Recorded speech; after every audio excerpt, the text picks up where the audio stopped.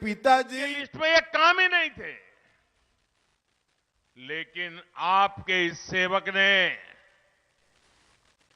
PM Svanidhi योजना की मदद से आज ऐसे लाखों रेहड़ी पटरी वाले सामान्य काम करने वाले लोगों के जीवन को, उनके परिवार के जीवन को बदला है। तो कौन नहीं पूछता, मोदी उनको पूछता भी है और मोदी उनको पूजता भी है।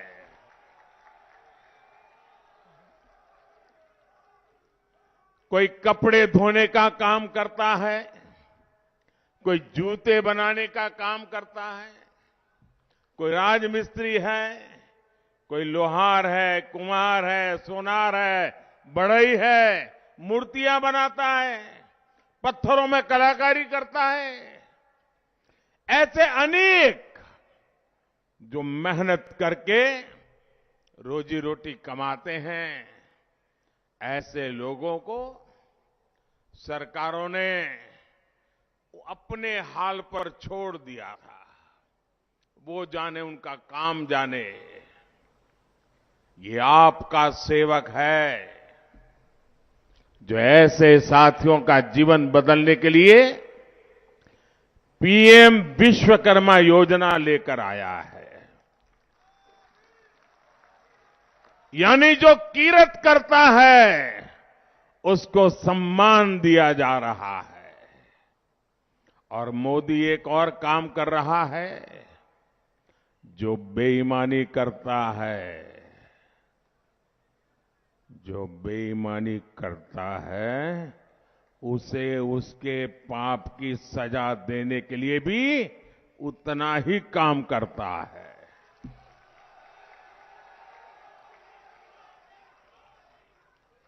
आप मुझे बताइए, बेईमानों से मुक्ति मिलनी चाहिए कि नहीं मिलनी चाहिए?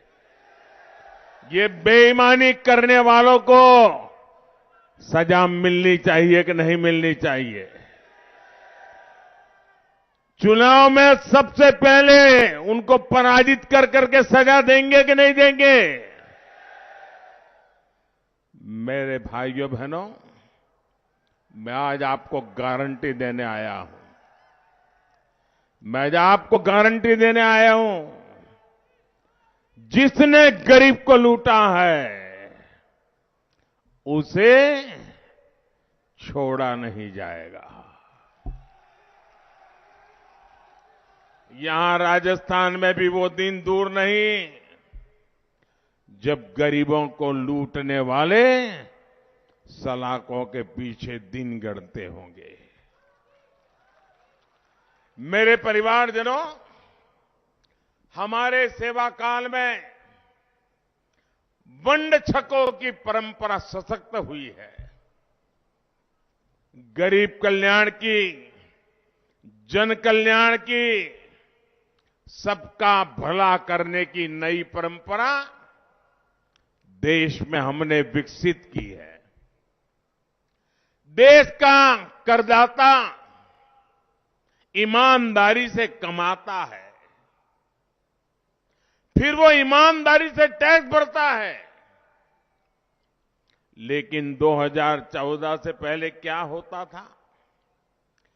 ईमानदारी से टैक्स भरने वाले का पैसा घोटालों में लूट जाता था और गरीब मध्यम वर्ग के हाथ कुछ भी नहीं लगता था। यहां राजस्थान में बीते 5 वर्षों में क्या हुआ है, इसकी पूरी कथा लाल डायरी में लिखी है। डायरी लाल है, कारनामे काले हैं।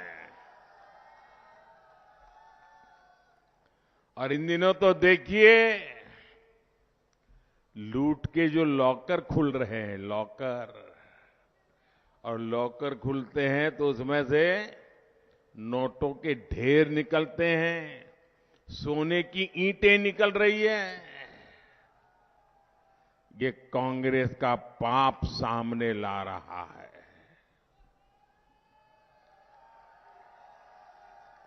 साथियों, बीते 9 वर्षों में टैक्स देने वालों की संख्या बढ़ी है।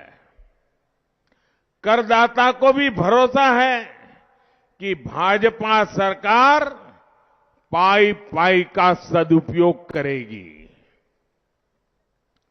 क्या किसी ने कभी कल्पना भी की थी कि भारत में 80 करोड़ लोगों को मुफ्त राशन मिलेगा? याद कीजिए वो दिन जब कोरोना का कालखंड था, कोविड था, पूरी दुनिया पर मौत मंडरा रही थी। हर किसी के मन में सवाल होता था कि इससे बच पाएंगे कि नहीं बच पाएंगे। कोई किसी की चाहते हुए भी मदद नहीं कर सकता था। घर से बाहर निकलना यानी मौत को बुलावा देना, ये हाल थे। बाहर कारोबार ठप हो गए थे, लेकिन ये आपका सेवक सोता नहीं था। और मैंने तब किया था कि 80 करोड़ मेरे देशवासी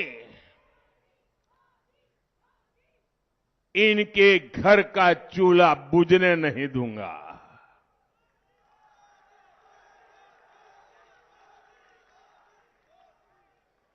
गरीब को भूखा सोने नहीं दूंगा। मां की आंख में आंसू आने नहीं दूंगा।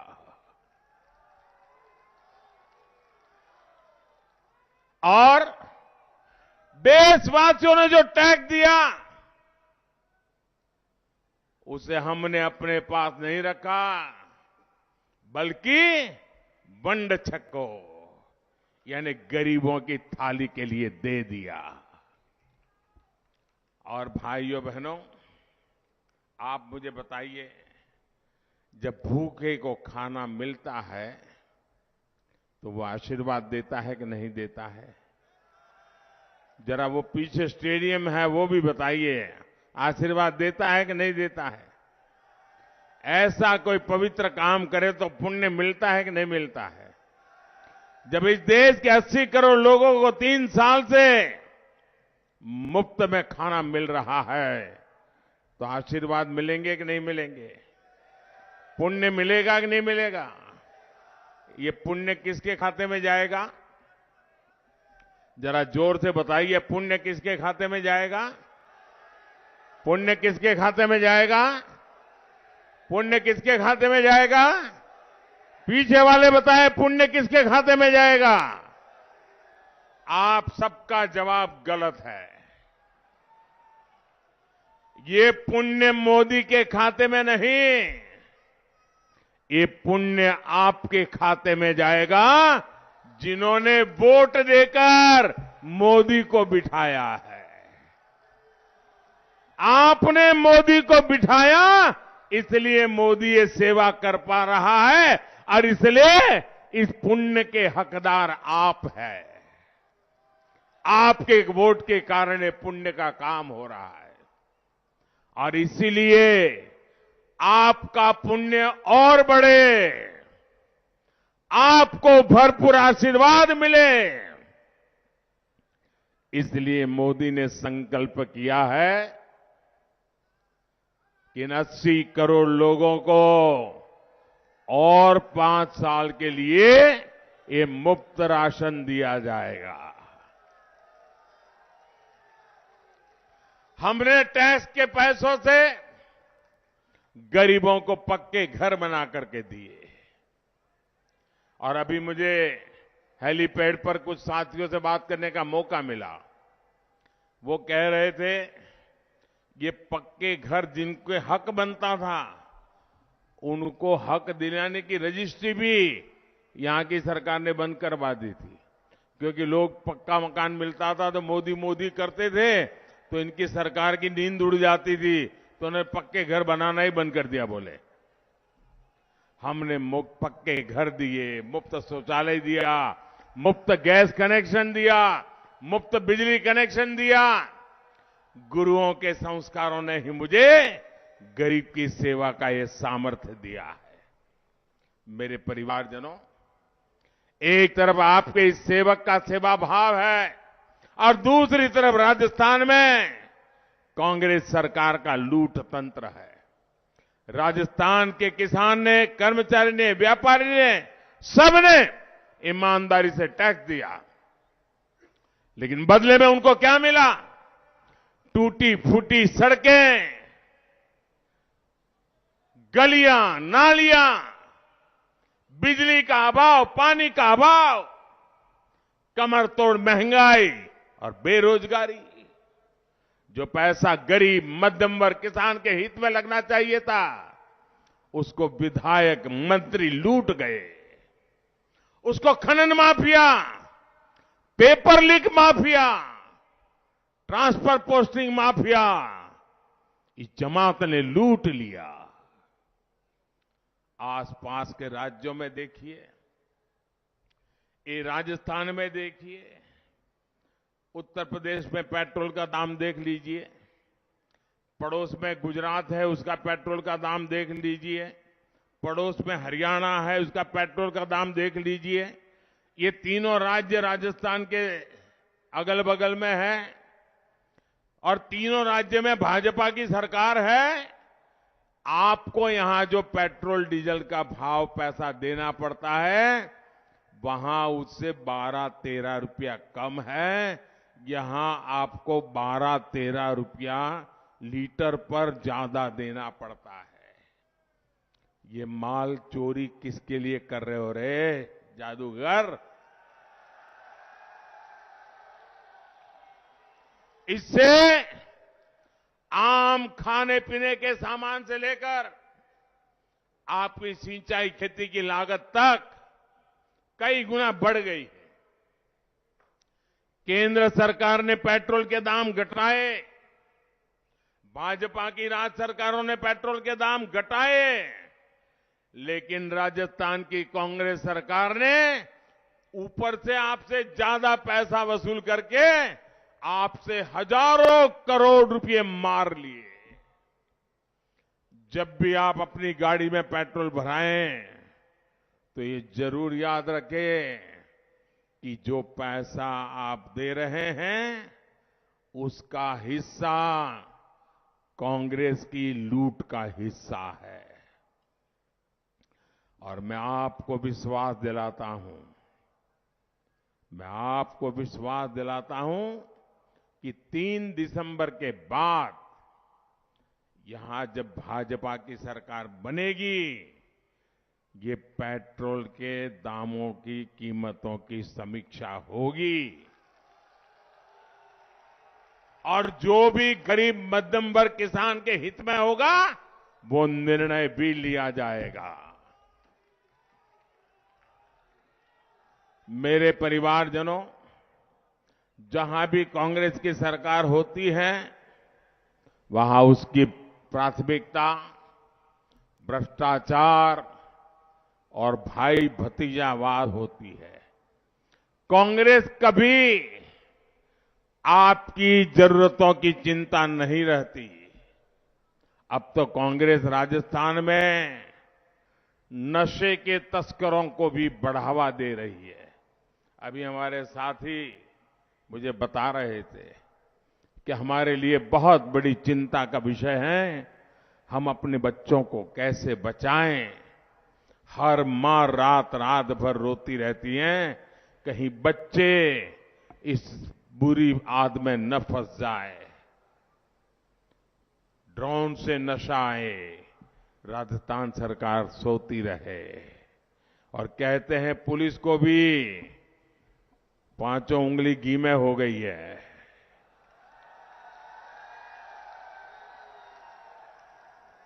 भाइयों बहनों, ये नशा हमारे बच्चों को ही नहीं, हमारे भविष्य को भी तबाह कर देगा, बर्बाद कर देगा, एक एक परिवार को बर्बाद कर देगा। मैं आपको भरोसा देता हूं, यहां भाजपा सरकार बनते ही नशे के तस्करों पर ऐसी कार्रवाई होगी, इसे सुन करके, देख करके और लोग भी कांप जाएं, इतनी कठोरता से काम करेंगे। साथियों,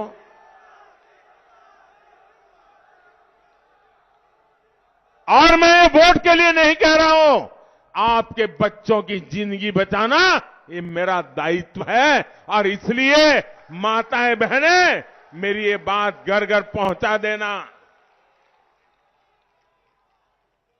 इस क्षेत्र की एक बहुत बड़ी चुनौती को कांग्रेस सरकार नजरअंदाज कर रही है। मुझे बताया गया है कि हनुमानगढ़ और श्रीगंगानगर से जब कैंसर ट्रेन बीकानेर जाती है तो उसमें सीटें तक नहीं मिलती, मरीजों की इतनी ज्यादा भीड़ होती है। ये कैंसर का बहुत बड़ा प्रमाण, इतनी बड़ी कैंसर का फैलाव इतने भी कारणों से है। कहते उसमें एक पानी भी कारण है, प्रदूषित पानी। देश के हर घर तक शुद्ध पीने का पानी से पाइप से पानी पहुंचाने का काम, इसके लिए हमने जल जीवन मिशन अभियान चलाया है। मैंने राजस्थान के आप परिवारजनों को नल के लिए भी हजारों करोड़ रुपए भेजे हैं, लेकिन यहां की कांग्रेस सरकार ने इसने भी घोटाला कर दिया और आपको विषैला पानी पीने के लिए छोड़ दिया। मुझे बताइए, जिस कांग्रेस को आपके जीवन की परवाह नहीं है, ऐसी कांग्रेस को एक भी दिन रहने का हक है क्या? आप ऐसी कांग्रेस को रहने देंगे क्या? पूरी तरह से सफाई करेंगे क्या? देखिए, अभी अभी दिवाली गई है, हमारी माताएं बहनें घरों में 15-15, 16-16 घंटे काम करती हैं। हर दिन घर का हर कोना साफ करती हैं, बहुत बारीकी से करती हैं। लेकिन जब दिवाली आती है ना, तो खोज खोज करके छोटी छोटे कोने में भी सफाई करती है।